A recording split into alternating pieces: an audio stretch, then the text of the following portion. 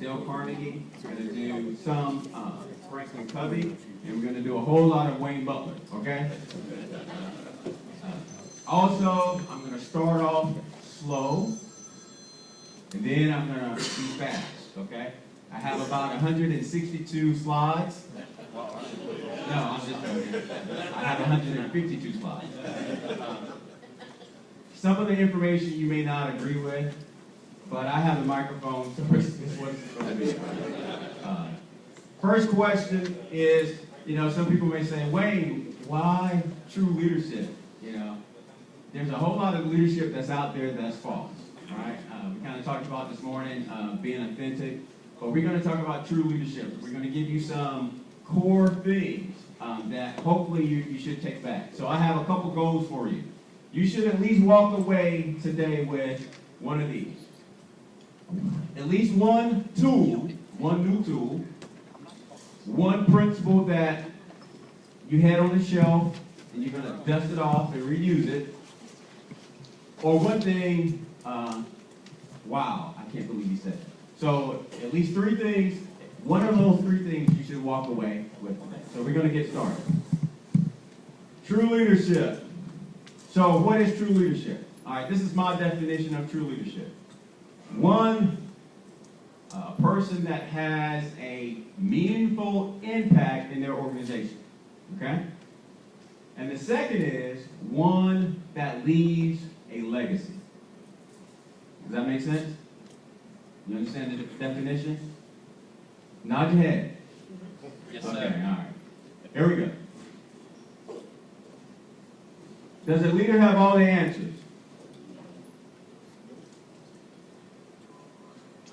Does your leader have all the answers? No? Let's hope not. No, a leader does not. Exactly. A leader doesn't have all the answers, nor should they prostrate as, I have all the answers, I have all the ideas. Okay? Whether you're a CIO, CTO, IT director, IT manager, supervisor, frontline, lead, you should be able to get something out of this on today. Also, we believe you can actually lead from where you sit. So you don't necessarily have to have a particular title. A true leader enlists those around him and form concrete decisions and directions. There's a proverb that says, and there is safety in the multitude of wise counsel. What does that mean? Not just safety in numbers, but those that have the information, those that are wise. You just don't have to have gray hair or be bald to be wise. You don't have to have a whole lot of experience. And what I mean by that is everyone that participates on your team, they can actually bring something to the table.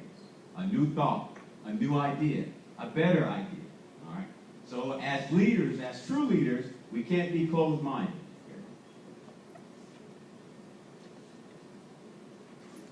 Are leaders perfect? Okay, wait. I'm from North Augusta, South Carolina, so this may be perfect. Or if you're from France, this may work. But are leaders perfect? And I know I'm missing the Z in this word. Okay, I know. Okay, you didn't get that. Are leaders perfect? Okay. Yes, they are. They're perfectly human, right? Exactly. There's no such thing as a perfect leader, perfect person, but you can actually strive for perfection. And one way a leader can do that is by being accountable. Okay? What does this mean? If I make a mistake, I should own up to it, correct? Once again, I shouldn't prostrate, well, it was the vendor's fault. It was, that teammate of mine, I've been having problems with it, As a leader, we must take accountability for our team, for our decisions as well. Now, one time I told a director that, If we make a decision, we have to be accountable for it. And that was like the worst thing I could have ever said. But as leaders, we have to be accountable. We have to operate with integrity. We're going to talk about that here. As a leader, how many of you want to be successful? Okay, only 2 people, 3, 4. Okay. All right, I'm going to offer something different versus being successful. Another thought. Your definition of success may be different from someone else. So at least 3 people. I want 3 people to give me their definition of being successful. Okay, 1 person. Just 3 people. Yes. And the organization is successful. Okay. Good. Yes. Perfect meeting of opportunity and preparation. Okay. Yes. Making a positive difference. Okay. The organization or situation in a better condition than what it was when we got there. Okay. Anyone else? You know how different that was? All right. And usually with being successful, it has an aroma of ending. You know, if you really think about it. You know, you think about projects. We want all of our IT projects to be what? So, and we sometimes look at ourselves as a project. Well, some of us are, we're a project. But I want to offer something a little different than just being successful, okay? That's being significant. What does that mean? That means having meaning or having influence. We want to be a leader that's just not, we're just not successful with, you know, our projects. We want to be significant. I truly believe that success is a byproduct of being significant. Sometimes we kind of skirt around this and we want to be successful in, you know, ABC. But really, you really want to make a difference in your organization and you want to be significant. Right? Are you with me? Does that make sense? Yeah, well, it makes sense to me. All right, I heard 1 person say this. All right. Have you ever seen this? P2EF squared. Have you ever seen this before? Yes? No? No? Okay. Good, because I made it up. Like I said, you will at least walk away with one thing. One of my goals for you. All right. This here, some of you have seen some of this before, but I definitely believe that this is a formula for true leadership. Plan, prepare, execute, follow up, follow through. And simply follow up and follow through. The first 3 are, you know, very basic. And as a manager, as a director, as a leader, we are excellent in our planning and our preparation, but not in our execution. Okay? At least not mine. Okay. We're not. Follow up and follow through. What that is check and recheck. Follow through. Does this process and method, did I learn anything from the last project? So I'm following through with those things that we learned, lessons learned. For most of us, we have a lessons learned session after projects. Sometimes we say we're going to have a lessons learned session, but we don't. But follow through is basically taking those things that you have learned from any type of implementation and you actually put them into your next project. Okay? Well, once again, this is a tool that you can definitely use to kind of move forward with any project or any initiative that you may have. Plan, prepare, execute, follow up, and follow through. A true leader has to have good character and has to be confident. All right. I didn't say he or she has to be a character, but has to have good character and to be confident. Some things you can't teach people, right? They have to experience certain things themselves.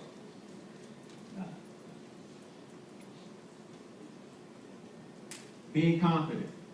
That means that I have the skills, I have the talent, I have the certifications to complete this. I have the degrees to do this.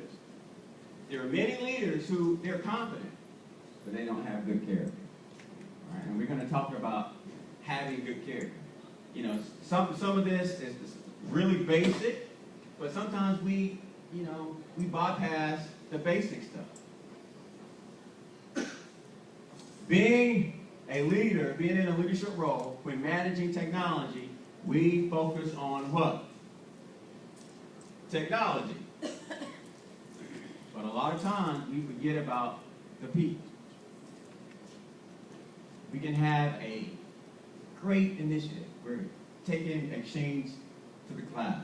It's great. It's going to it's great. But then, there's casualties along the way on any project. If our focus is being dogmatic, we're going to meet this deadline. We're going to do it. Sometimes we end up messing up relationships, trust, especially if it's not executed properly. Once again, we plan, we prepare, but our execution sometimes is lacking. But we have to be concerned about our entire staff. Okay? Be it the one that may not be strong or a high performer. Our entire staff. So in any project that you work on or that you are the leader of, if you will, be concerned about the whole person, not just their skill or their part on the project. I truly believe that there's one core thing in every relationship that you have to have, and that's trust. If you think about any marriage, family relationship, but any meaningful relationship that you have to have trust. A true leader doesn't need to be in the weeds all the time, all day, every day. Do you agree with that? Why not?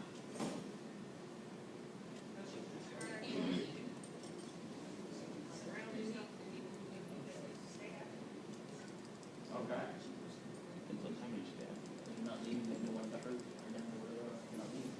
Not leading. Anyone else? We need to focus on the barriers. Go. Someone else.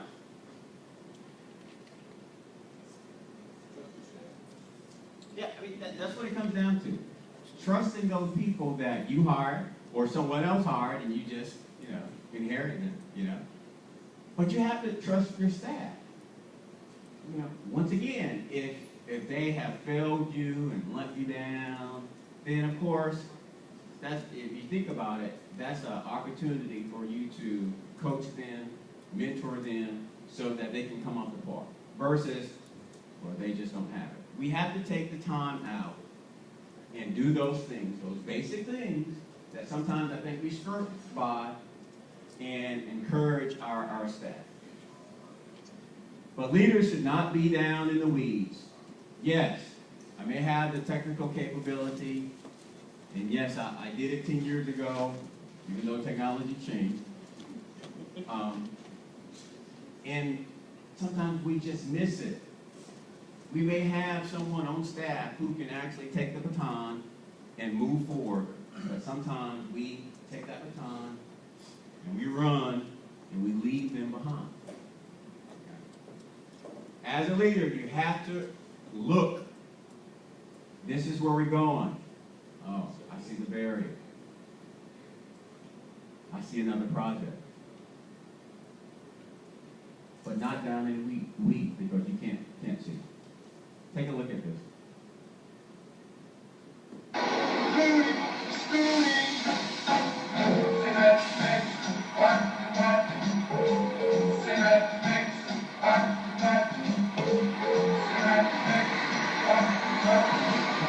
eat concrete first to get some gravel.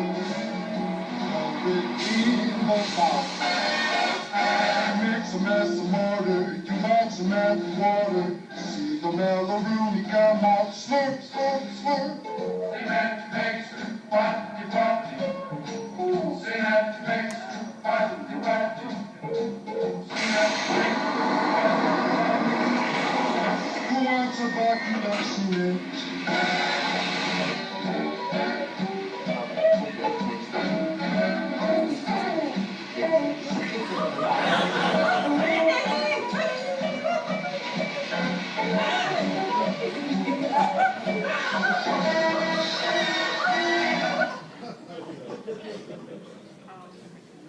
In every relationship, trust has to be there.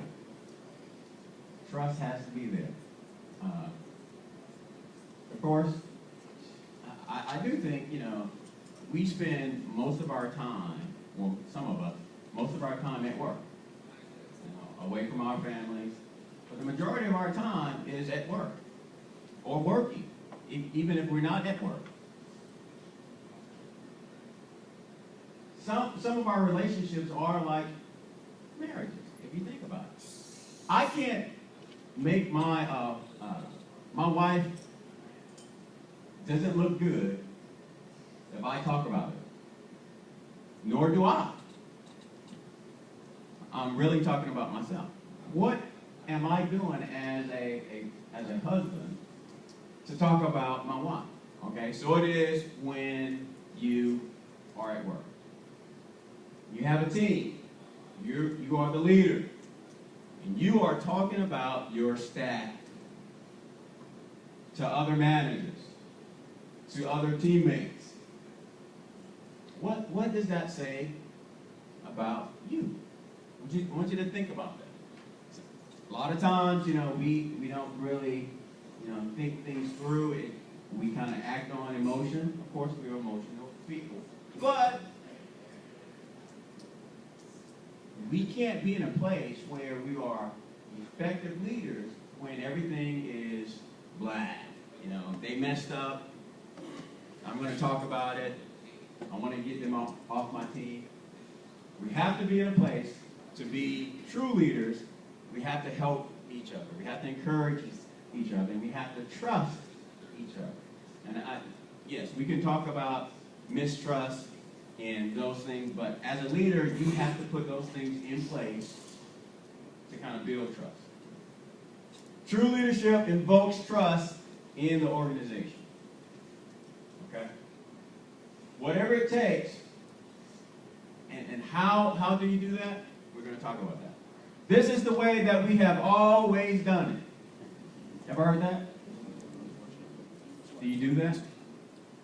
How's it working for you? All right? Just because this is the way that we've always done it doesn't mean it's the best way. As a leader, it's up to you to challenge some of those practices that are ineffective. Why? Because they are ineffective. It may work. You may get the results. Maybe. You may get what you want, but sometimes you won't get what you need. Now, I'll talk about that here in a second. Dealing with different personalities. I have a question for you. What do you do when you have a lamb and a lion on the same team? It's a question. Say that again? Somebody's going to get devoured. Yes, maybe. Protect the lamb. Huh? Protect the lamb. Protect the Tame lamb. the lion. Wonderful. Anyone else? Bill Cages. Bill Cages. I like that. Allow the lion to eat. Allow the lion to what? Lead? Okay. He's going to go for lunch then. You said kill the lion? Oh, wow. Okay, all right. Let's move on. All right, I want you to take a look at this.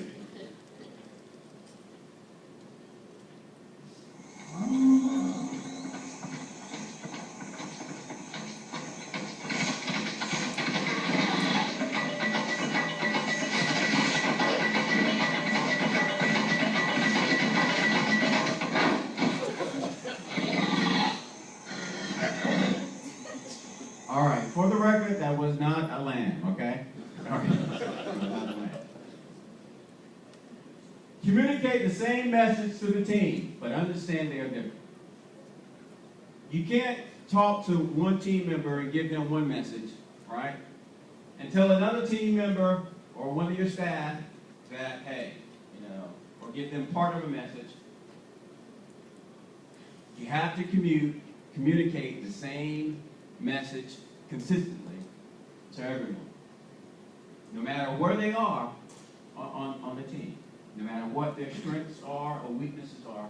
That message, whatever that message is that you're communicating, it has to be consistent, it has to be complete, and it has to be to each and every one of those staff members.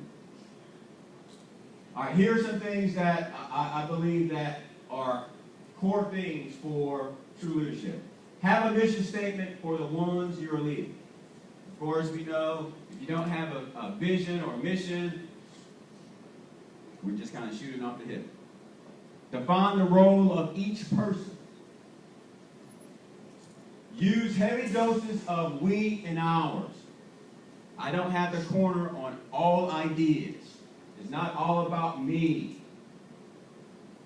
Communicate with everyone consistently.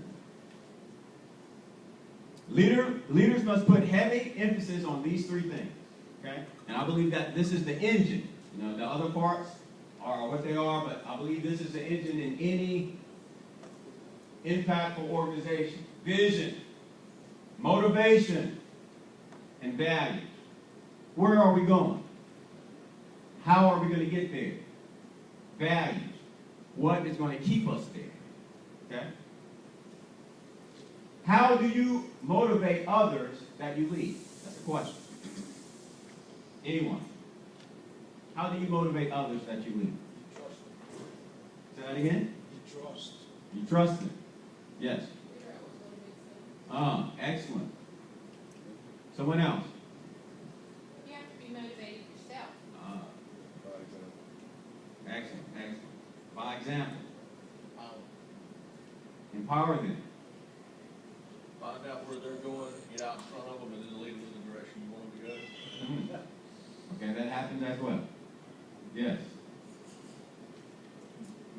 There was a writer in the 1600s that wrote, and we've heard this over the years, especially in the 1950s, but in the 1600s, someone wrote a statement that says, do as I say, not as I do. All right. Many of our parents have told us that, but that's not true. All right. But we have to lead by example. But modeling and mentoring, that's what people want to see. All right? Do as I say, not as I do. And that may have worked 50 years ago, but you have to talk the talk, walk the walk, and be consistent in that. Here is a possible motivation strategy. Hey, Gail. Let's get things going here, Gail. Come on. Let's pick up the pace a little. You know the way. Come on, Gail. You know the way to do it. Yeah, just like that, Gail. Just like that. You keep it up. Come on, Gail. Let's hustle, baby. Yeah. Come on, Gail. Yeah. Way to go, baby. Let's rock and roll. Yeah, baby. Yeah. Woo!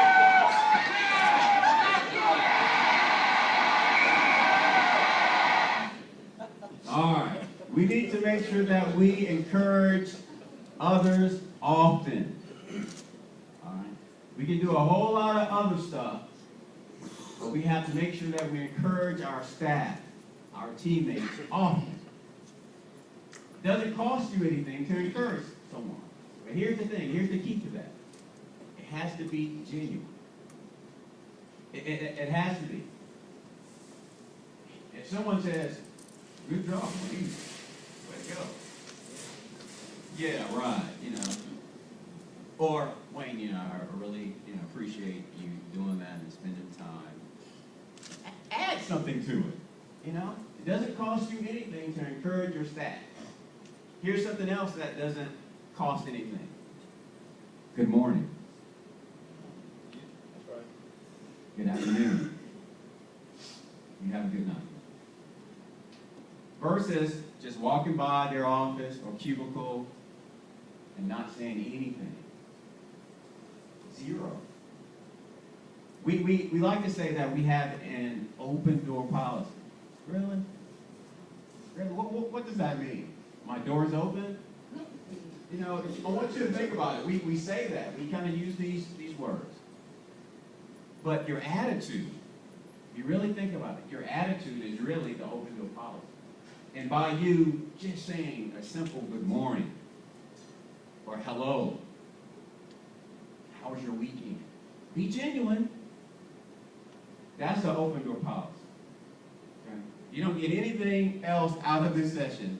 Just say good morning to your staff and mean it. Okay? Stay away from this. The size up. Does anyone know what that is? Okay. Say that. Oh, the up and down look, the acknowledging someone's presence. Yes. Pretty much. And some of you did that when you first came in here. You probably said, who's that bald-head guy? What is that young guy talking about leadership for? You know? And the reason I didn't go into any of my background is because I didn't want to go into any of my background. Yeah, I'm going to go into it now, and I'm going to talk about the side of it.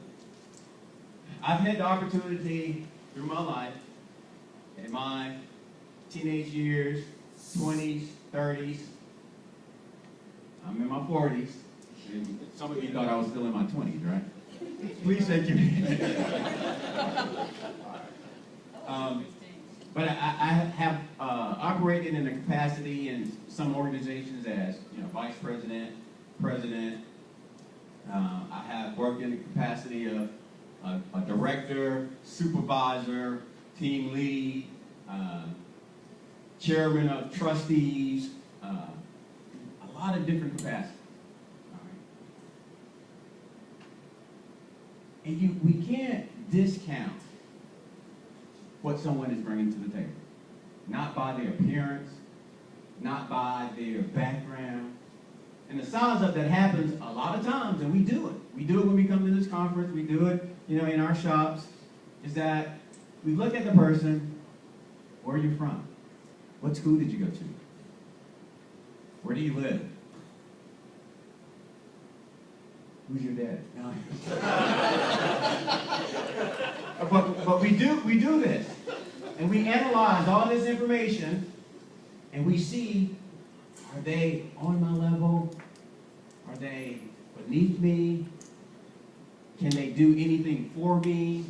And we do this. Let's make this contact. Let's make this connection. Let's do the networking. Yes, you need to network with everyone you see. Give me a business card. Why? Because that person may be the connection to another person that may get you that big job. Maybe not, but the relationship is more important than anything. So don't discount any person that you meet, especially those that are right in front of you on your staff, okay? They may not have the skill set, but they can bring something to the table. Once again, like I said earlier, they may have a different thought. They may have a different paradigm as it relates to how we do things. Listen, okay? As true leaders, we must be careful not to size people up, but value them and respect them. Value them and respect them. What does that mean? All right, true or false? Respect must be earned. Okay, I heard several yeses, I heard and I heard false. All right, first, let me hear from the Everybody deserves human decency and respect. As you're a person, I acknowledge you as a person, no matter who you are. Right. You're a person, you're a living being, a living soul, and that deserves respect. Right. Okay. I can go with that. Someone said false over here. I said false, and it was for the same reason. I think you should have there's a baseline level of respect for people just because they're a person. Right. So you have that level of respect for every person. Okay. Okay. Now let's go to the ones that said yes. I heard it over here. Yes. In regards to true leadership, the leadership role has to be recognized. You're not recognized as a leader until you do something.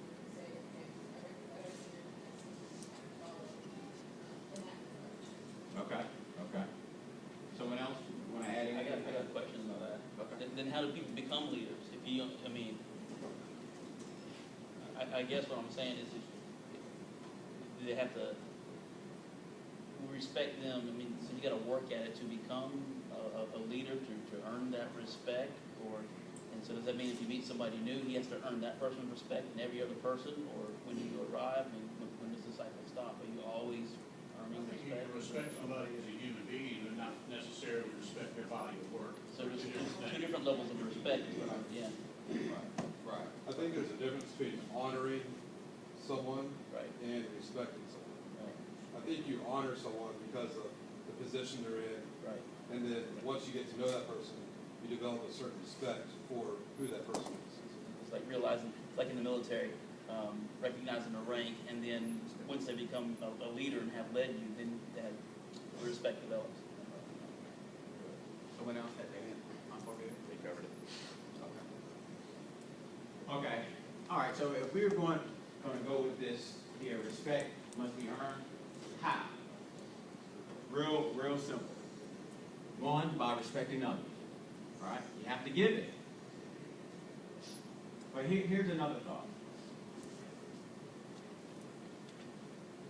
Earning respect. I need to operate by the same rules that you operate. The same rules apply to me, apply to you as well. I can't work from home 4 days a week, and you have to come in the office 8 to 5, be on call, work on the weekends, have a cot and pillow at the office. The same rules that we have in place, if you're really trying to earn respect, then the rules need to apply for both. If you're leading others, the rules have to be the same. All right? Some don't agree with me. Oh well. But if you really want to make a difference, if you really want to leave a legacy, if you just want to get the paycheck, if you just like the title that you have, that's great. That's you. All right? But if you really want to be meaningful in someone's life as it relates to being a leader, then you think about this. All right. A true leader does not get absorbed. All right. Okay. A true leader does not get absorbed in the political quagmire. All right. How many of you deal with politics where you in your organization? How many of you like the politics that you deal with?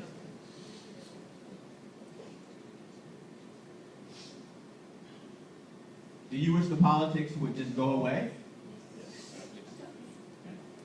But we know that is not going to happen. But it's something that we have to deal with, right? It's just one of those things that is there. Because all of you that are in this room, of course, the reason that you're here, you want to learn something about leadership, how to be better, how to do it better, like different thought. But there's others who, and I'll put a pause right there. Here's the thing. If you want to get out of the political quagmire, you want to, you deal with it, but here's how you deal with it effectively. You be honest, and you lay the facts all over the table. Every single time. Just lay it on the table. This is how much it costs. This is the benefit we're going to get out of it. This is what it is. And you let those who play the games, do what they do, make the decisions that they make. But you are left with, I have done my job. I have operated in integrity. That's it. We know we can't, make it go away, but just by being honest and putting the cards on the table. A title does not make the leader, but a true leader makes everyone recognize the title by his or her integrity. You know, this author here, okay, I'm talking, this is, I wrote this, all right. So, we have all these titles, you know, and some of us have, we have the alphabet behind our title, and that's great. That's great. Woo. But the title does not make you a great leader or a true leader. All right? The way that you operate, and some people may not ever be, you know, frank with you or honest, you know, with you as it relates to your leadership. But if you really want to make an impact, you operate in integrity. Okay? People will recognize who you are by the way that you operate. I'm going to end with this video. And if you have any questions, we can talk.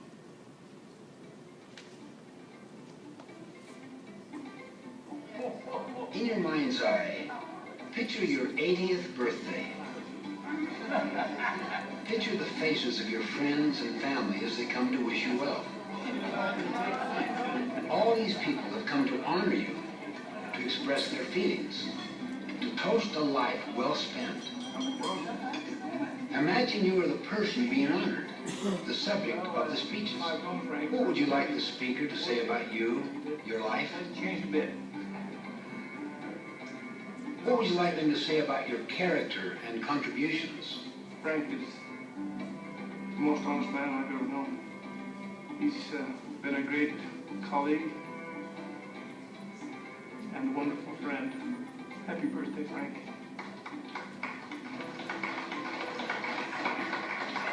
Now think deeply. What achievements would you want them to remember? What impact would you have liked to have made in their lives? It's a special day for you. I don't know how come I'm such a lucky girl. Start living today with that picture of your own 80th birthday party clearly in mind. In that picture, you will find your definition of true success. Any questions? Thank you all for your time. Yes.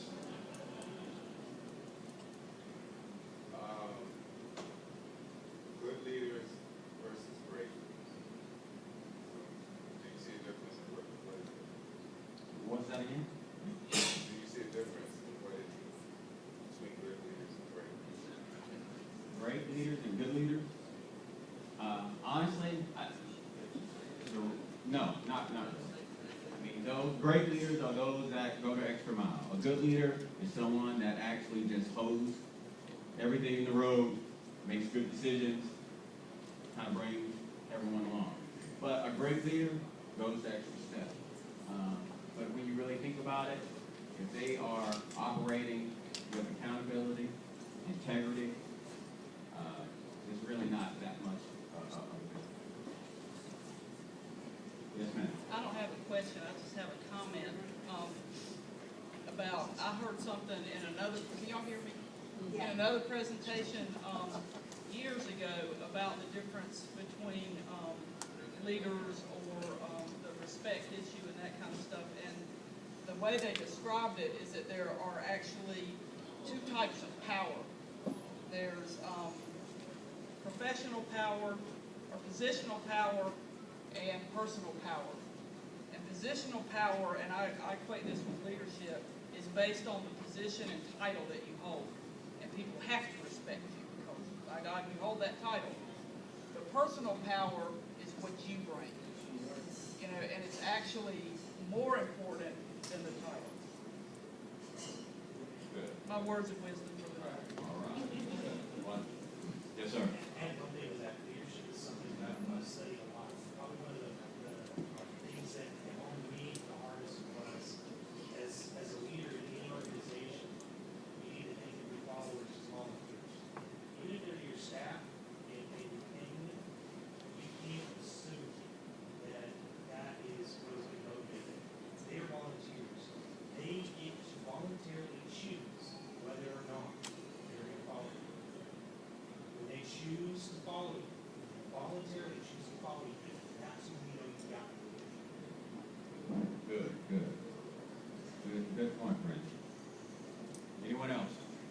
nuggets